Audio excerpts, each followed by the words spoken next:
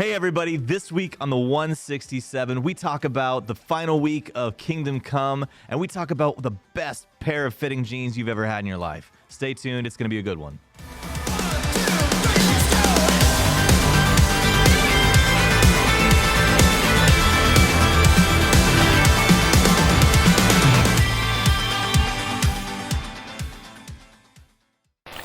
Hey everybody, welcome back to the 167. You know, we thought it was impossible, but somehow the guests on this week got even more handsome than normal. This week, I get to fill in for Pastor Lucas Motley because he's in the hot seat. We're joined by Pastor Lucas Motley. I don't have a catchphrase. Yay! And Pastor Rick George. I don't know what to say now either. I ruined it. And my name is Jake Reeves. I typically just get to sit there and make little quips, and this week I get to bring about the quips out of you guys. So, the host with the most. The most of something. There you go. So, this week we wrapped up our Kingdom Come series with Pastor Lucas bringing the message. Good job. And it has been recorded that you had somewhere in the ballpark of 3 to 7, maybe 12 points this week. The question is, how many C words did I use? Ooh. It's like 22. So obviously there was a lot to cover, a lot of good, but anytime you have that much, there's going to be stuff you left on the cutting room floor. What got cut this week? What do you wish you could have got to? As long as that thing was, probably nothing. I finished on time. Just joshing you. You're just joshing me. I just want you to know that Pastor Rick said "good job" earlier, which is now recorded on the internet. Yes. So It was a good job. Play it on repeat in my office this week on a loop. 10 hours. Good job. Good job. Good job. Good job. No. I came across something super weird, so I think it's kind of cool, and I would have liked to get into it just in the research, but we're talking about every time that Jesus teaches about the kingdom, and he was pretty insistent that we should proclaim that the kingdom is here. Like he tells his disciples, I want you to go out and heal people and proclaim that the kingdom is here. And he says, I've been put on earth to proclaim the kingdom is here. And then it's kind of a coinky dink, but kind of funny. So in Luke 16:16 or Matthew 11:11, that's how you can remember it. But it's weird that it's like that. But he says this thing to the Pharisees that he says, up until the point of John the Baptist, you've had the law. And once John the Baptist started, he was the one that first started to proclaim that the kingdom has come, that it's near. And so he says, from that time on, men have violently tried to seize the kingdom. And I was like, excuse me, what now? Like it says that people have been trying to seize the kingdom through violence. And I was like looking that up, and it was just basically talking about how on both sides, there was people that were trying to force their way into the kingdom by either saying I'm self-righteous or by going, well, if I get John's baptism, like I'll just, push my way into this kingdom. And then the Pharisees are trying to push their way in through the law. And it's like, rather than this kind of passive language that Jesus talks about where he's like, no, the kingdom has come. Like, you're not the one who's pushing your way into the kingdom. I'm here to provide that for you. Yeah. And so it's just an interesting thing of why Jesus would want us to proclaim the kingdom. Like, why is that? Because like, every time it says like, oh, I've come to proclaim the good news, and then it's usually followed up with that the kingdom has come. And so like, what's our responsibility as a church and people, like, to proclaim that the kingdom is here? Why would we need to convince people of that? And how do we do that not in I'm seizing the kingdom for myself, but as the kingdom has come here on earth, and we get to be a part of it. So it's kind of a weird thing. Yeah. That's really, really interesting. I was gonna say, and I'll turn the tables on you and ask you a question. But so like when you think about that, like if it's so important, like 'cause that's what I would have loved to get into is if it's so important that Jesus is like, you need to proclaim that the kingdom has come, like why on earth should we do that? Like that was what I really wanted to touch on the sermon, is just like why should that be our message, that the kingdom has come? Why do people need to be convinced of that? Yeah. So brain melt. Yeah. So when Jesus comes onto the scene, right, and suddenly he's saying things like this kingdom, like I'm not of this world, I'm of another world. So it's this idea, this shift of thought that what we've waited for, what we thought was going to be coming, this king that was going to rescue us, doesn't look like we thought it was going to look. And like I just think it was so foreign to them. They had no idea that, oh, this is the king. This is the new kingdom. They were anticipating some visible structure. And he's like, no, you can't say it's here or there. Or he said the kingdom is not like it's not visible here, yet it is here. And so you have to proclaim that there is something that you can't see.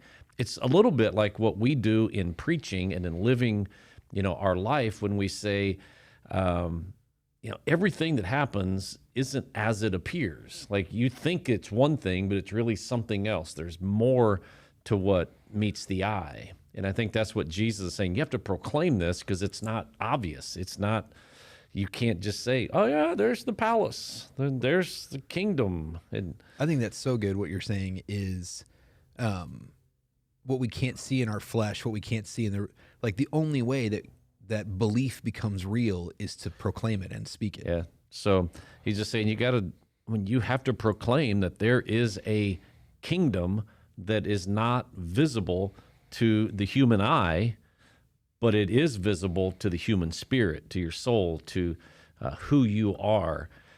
And that it just is, it's a complicated process. Well, and I think that's the practical application of the series that we're in is when somebody comes to you and they're like, I'm sick, and you're like, well, Jesus Christ can heal you. It's like, that's not obvious. Like you said, you're going to go to the doctor. They're going to tell you what's wrong with it. Like everything physical, I feel bad. And then it's like, you have to actually say, I think that Jesus Christ could heal you. Or people say, I'm depressed, I'm lonely. And you have to speak out and say, Jesus loves you. Like you are not alone. You are a child of God. Like those are things that have to be proclaimed and spoken. But I would have loved to dive into that a little bit. So we're going to go deeper into the message, but first, before we leave this, Rick, I am curious. So this was a pretty quick in and out on Kingdom Come. Yeah. Is there any place or is there anywhere you would have loved to take the series that we kind of got short on? Yes. In general, so this idea of the kingdom is enormous. Yeah. Like it's our life. So it could have been a 52-week series played out in this is what we believe. I guess the specifics, I would love to have spent more time diving into the benefits of following the principles of the kingdom, the consequences of rejecting the principles and the rules, the laws of the kingdom, and just seeing how that really plays out in our life. Why kingdom living is so important. Why is it such a big deal that Jesus would say, you need to pray that the kingdom would come and my will would be done here as it is there. So play that out. Like, what does that mean in this area of your life? And really dig into some of the specifics of the principles. And when Jesus says something that seems not that significant, oh no, it's a really big deal, because those are kingdom principles. It's kingdom living. It's not just what we know here on earth. That what we have on earth pales in comparison to what's in heaven. And like we're expecting heaven results, but not doing those things on earth. Yeah, and I think if you flip that, I think what most people, kind of inwardly have this idea or maybe even the desire that the things of earth are going to be present in heaven. Like, oh man, I hope there's this in heaven, and I hope we get to do this in heaven. And I love playing golf, and I hope that I get to play golf in heaven. Or I love pets. I hope there's pets in heaven. Or I love the beach. I hope there's water in heaven. It's like we want earth to be in heaven instead of saying, no, we want the things of heaven to come to earth, whatever those things are. And we don't even know all of what that means. And so just to really dig in deeper into that. Is Fast and Furious a full TV series? Yeah. In heaven. That was every episode gets more crazy. That was one of those say it for the people in the back moments. I love that. Yeah. You know, instead of desiring things on earth to be in heaven, that heaven should be here on earth. Yeah. So, But yeah, I think that's 52 weeks, man. I mean, you're going to save on bumpers and graphics and. That's gonna be great, man. yeah, I can just a 52-week series. it's a full citizenship series, basically. So We can do ones that's called All Dogs Don't Go to Heaven. oh man, Yeah, why are you we- trying to break people's hearts? Yeah, like we're- that, you know, man. I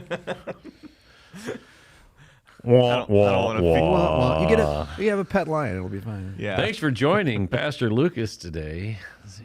All right, so looping back into the message from this week, Lucas, you talked a lot about what the kingdom is, what it isn't, and one of the things you said that I really liked was you said kingdom culture is solid culture.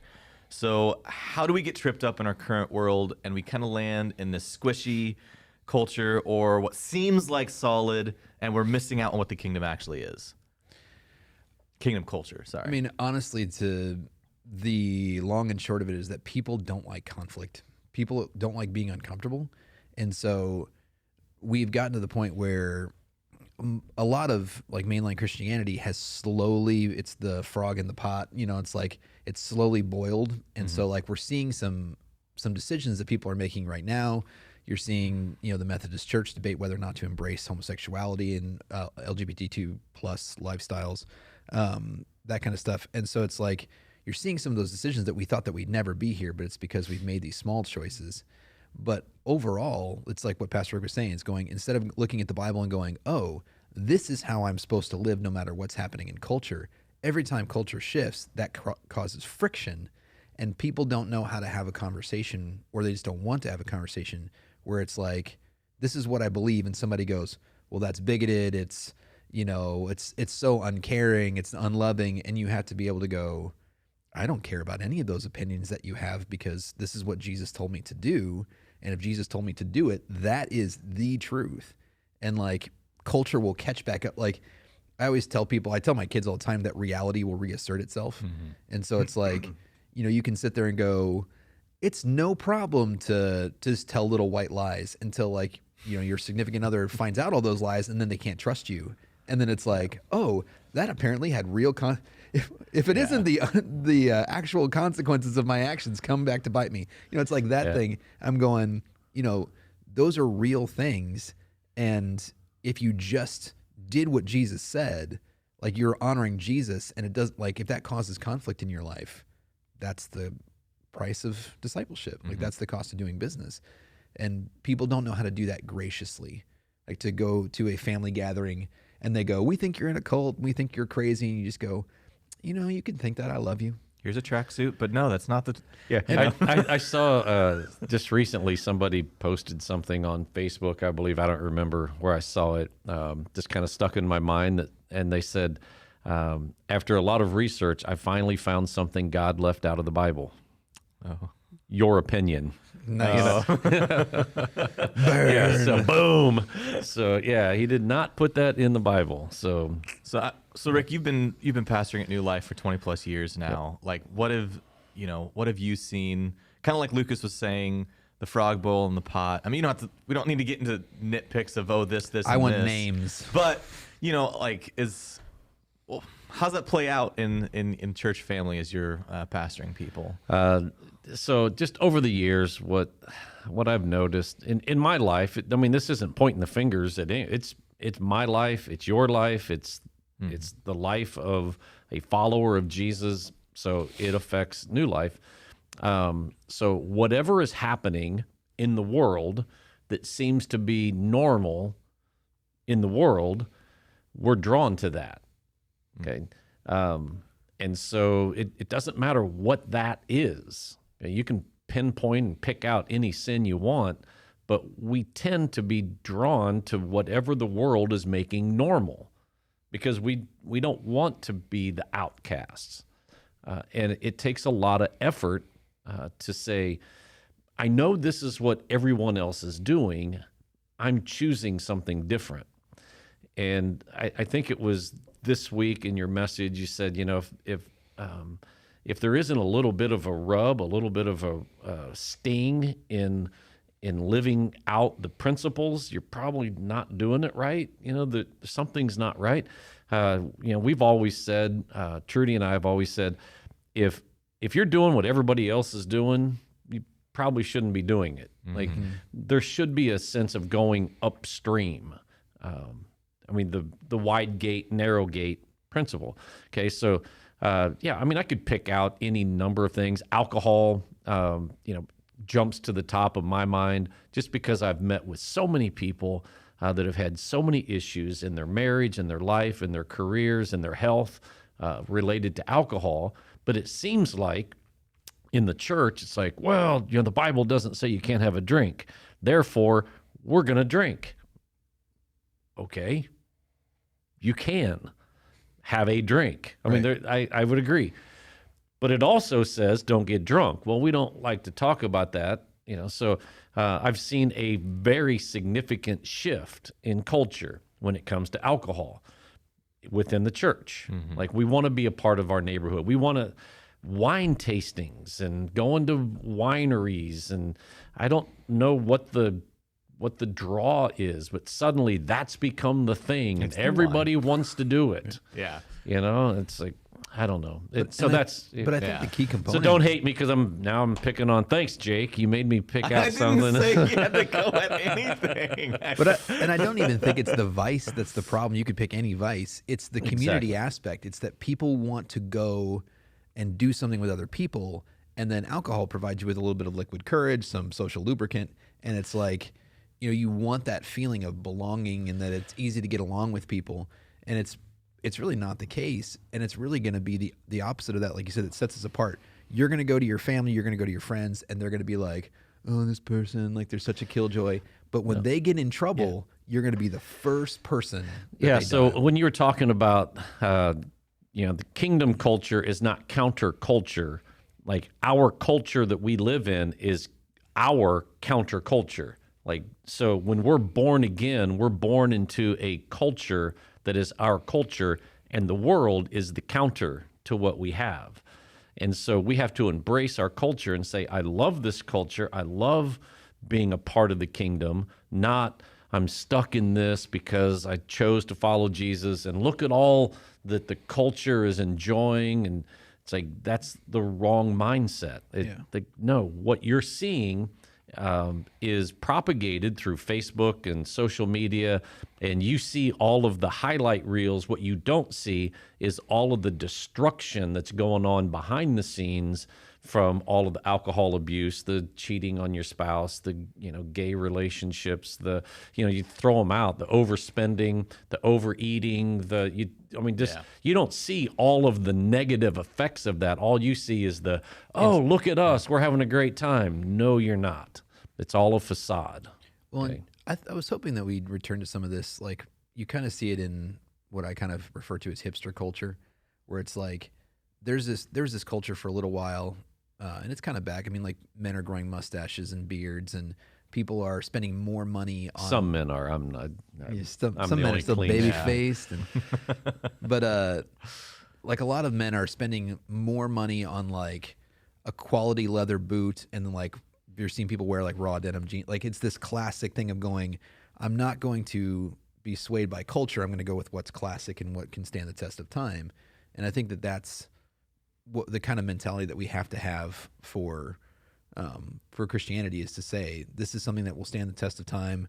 If you're wearing blue jeans, a white t-shirt, and a leather jacket, that's been popular since the 1930s, and it's going to be popular in 2065. I mean, like, and so it's like, to be able to say, no, this culture is better and it's classic, and everybody else can run around and try and, be popular by being different the way that everybody else is different and the same. But so that's the thing with, again, kind of jumping back to your question, what have I seen? What I've seen is just, the remaking of something that has already been tried, whether it was 50 years ago or 500 years ago. Christianity, when Jesus said the kingdom is near and he walked onto the earth, a kingdom was established. And from that moment until today, there have been cultures that have been counter to that, and they've all kind of cycled around, and what was experienced 500 years ago took a long time, but we're seeing remnants of that same thing trying to go against the kingdom. The kingdom stands. The kingdom does not waver. The kingdom is solid, right? So that solid culture does not waver. Our culture is shifting sand, and it will always fail at some point. So let's tease a little bit out on, because one of the statements you had that kingdom culture is not counterculture, but let's tease out what that means from the sermon, because we're saying it right now. Why is that? I think specifically it's because if you just saying I'm against whatever's popular, then you shift and change. Mm-hmm. And so I'll pick on you for a second. Yes. So you were in band culture. Yes. You were in your early 20s and not high school band. We're talking not garage marching band. culture. So this would be called The Scene. When I was in it, it was Okay. called Yes. The Scene. So you were in the scene. Yes. And everybody in the scene, did they dress differently from each other? It depended what genre. Like if you're in the same genre, yes, you dress the exact same.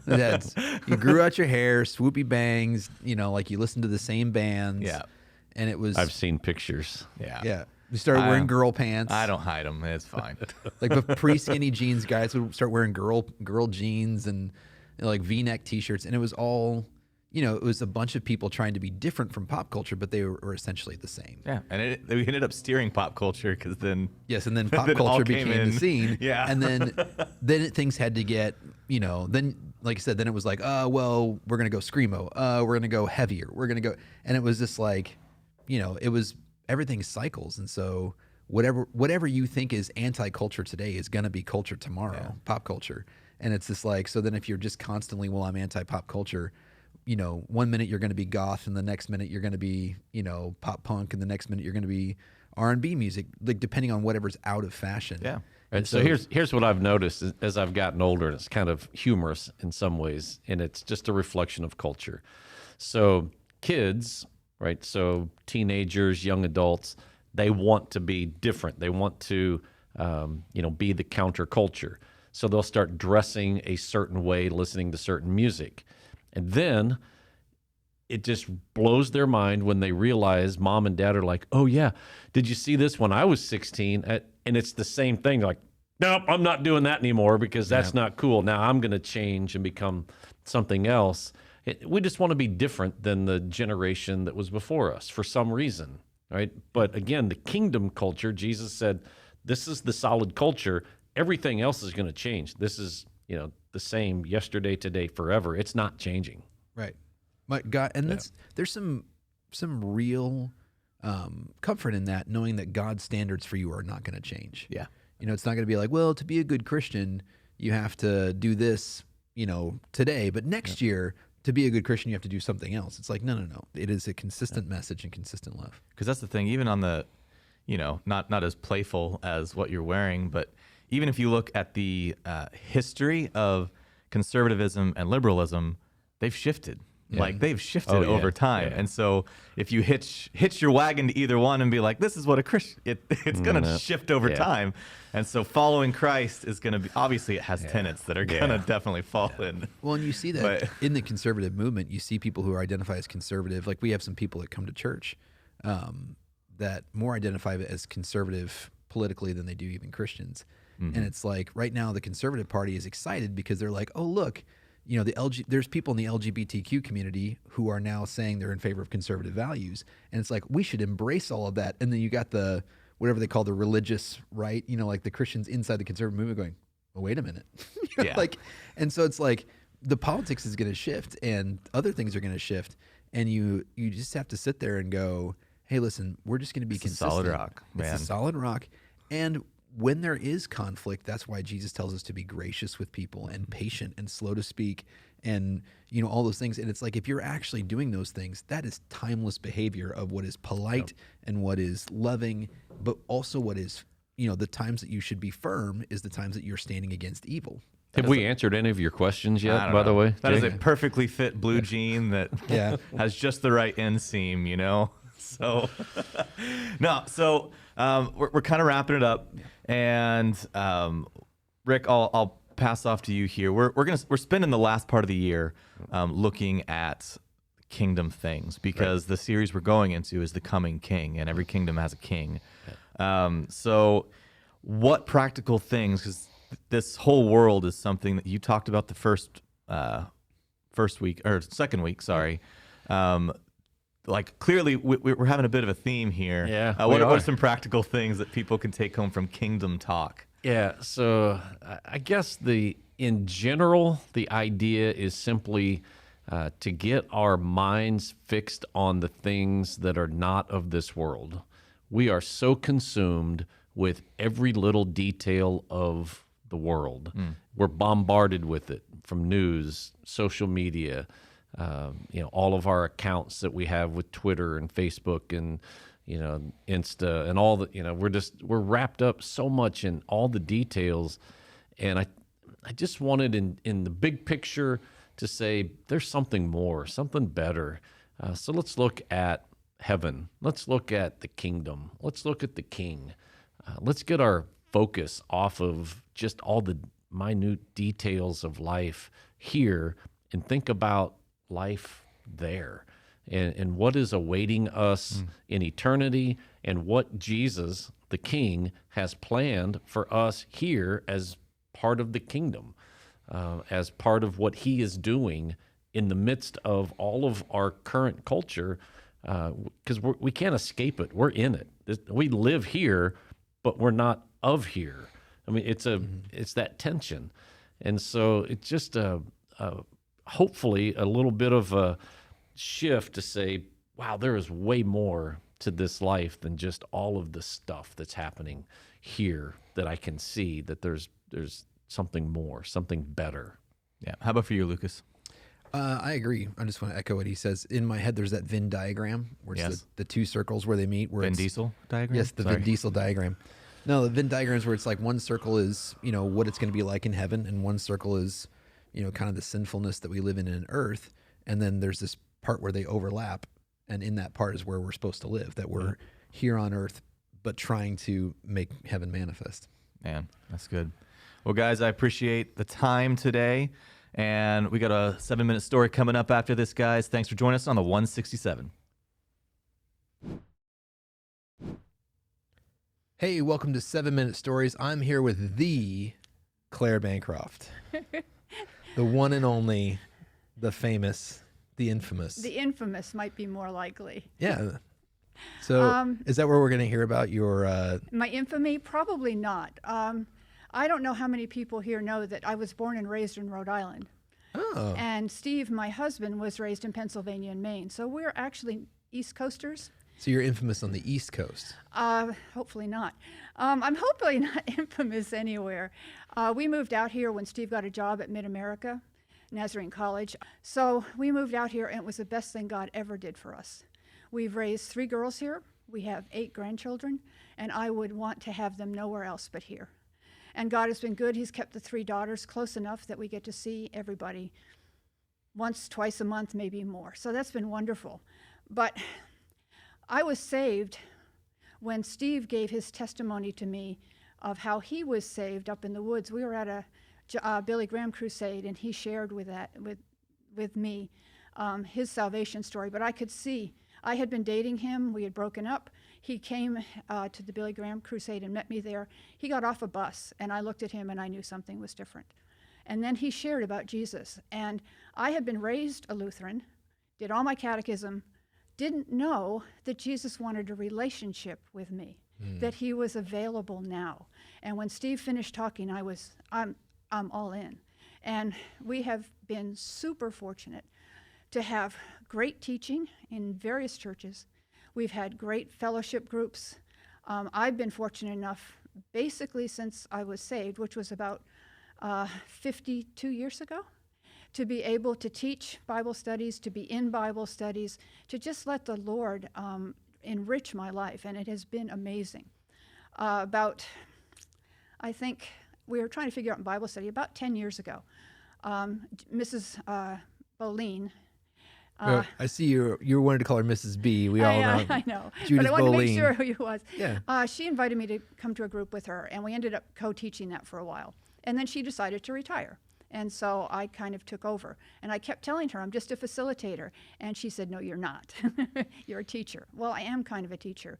And so I've been teaching that class ever since then, which is about, we figure it's about 10 or 12 years. The class has changed in nature. We started out with a lot of older people. We now have a lot of middle-aged or young people. We have kids involved through them. It has been incredible what the Lord has done with that group. We started out with Judith and I teaching through, a book study, and we'd go through the book study. And a number of years ago, the church decided to go through the Bible in a year. And so our group decided to go through the Bible in a year, and we did it. We finished. When we were finished, the ladies said, we didn't like that. We didn't get enough out of that. Too We'd quick. gone too fast. Yeah. So we have since then been going through the Bible book by book, chapter by chapter, and verse by verse. We usually cover, on a good day, we cover 2 chapters. On most days, we cover 1. And what we do is we look for Jesus. And every single time we meet him. It has been incredible, the kind of things that he's shown us. We went through the whole Old Testament, and most of the ladies had not been through the Old Testament before. And so it was a revelation to them of what's in the Old Testament, how often Jesus is there, but also how often it relates to what's going on now in our country, in our world. It's just incredible. And I've really enjoyed teaching that group. It has helped me to grow a lot. But the Lord has taken me in a different place in the last couple years. One of my daughter's kids are not in church. And I started a Bible study with my now 17-year-old grandson. And we went through the whole Old Testament together, chapter by chapter, verse by verse. And every day I would send him 2 chapters, and I'd make comments on the chapters. And what it has done for my Bible study is phenomenal. I feel closer to the Lord today than I ever have. And it's because I'm accountable for sharing the word with someone every day. And even though I'm retired and I don't get out very much anymore, it has just revolutionized how I feel about the Lord and how I look at things and how much I can pray because I know he's going to answer. I keep telling him that our story has to be repeated. We look at the Old Testament, and over it said, I led you, I did this, I did that, and then the people fell. And that's us. I look at the Old Testament. When I first studied, I thought, well, those people are just stupid. Why would they keep turning away? Now that I'm wiser, I see that it was because that's our nature. Our nature is to go our way, and especially if things are going well. Even as a Christian, that's our nature.